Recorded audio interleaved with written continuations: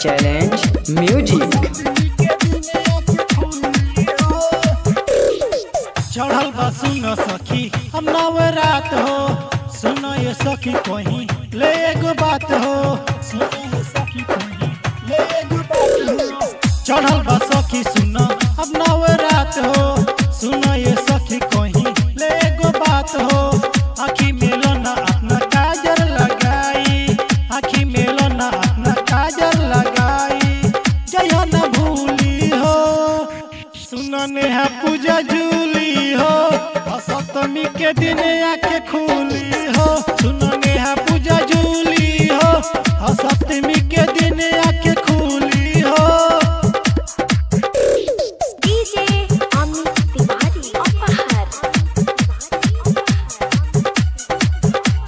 Present by challenge music.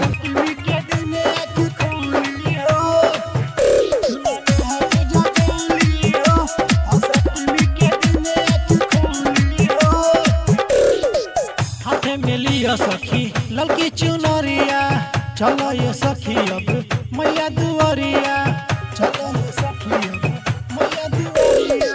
हाथे में लिया सखी ललकी चुनरिया, चलो ये सखी अब मैया दुआरिया। माथे में अपना तिलक लगोई है, माथे में अपना तिलक लगोई है, चरण के छूली हो। सुनो नेहा पूजा जूली हो, सप्तमी के दिन आके खुली हो। सुनो नेहा पूजा जूली हो, सप्तमी के दिन आके खुली हो। डीजे अमित तिवारी सप्तमी के दिन आके खुली हो। Present by challenge music.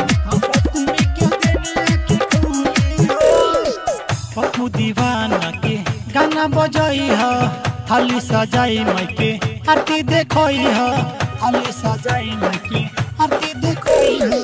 Pappu Deewana के गाना बजाई है, थाली सजाई मायके आरती देखोई है। राइटर की रिसीना से नारियल मंगोई है, राइटर की रिसीना से नारियल मंगोई है, रस भगती के घूली हो। सुनो नेहा पूजा जूली हो, सप्तमी के दिन आके खुली हो। सुनो नेहा पूजा जूली हो, सप्तमी के दिन आके खुली हो। चढ़ल बा सखी सुनो अब नवरात हो, सुनो ये सखी कहीं ले एगो बात हो। आँखी मेलो ना अपना काजल लगाई, आँखी मेलो ना अपना काजल लगाई, जया न भूली हो। सुनो नेहा पूजा जूली हो, सप्तमी के दिन आके खुली हो। सुनो नेहा पूजा जूली